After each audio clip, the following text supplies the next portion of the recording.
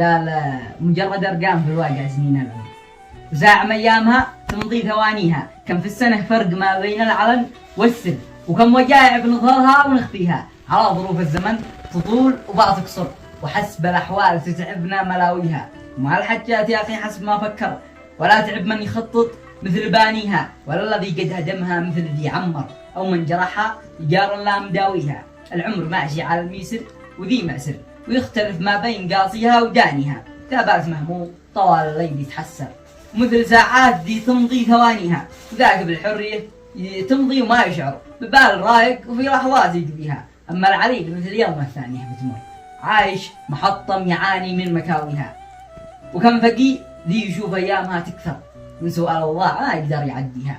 والحمد لله على ما ربنا قدر، في كل الأحوال دوم الحمد نثنيها وسلامتكم. صح الله زانه.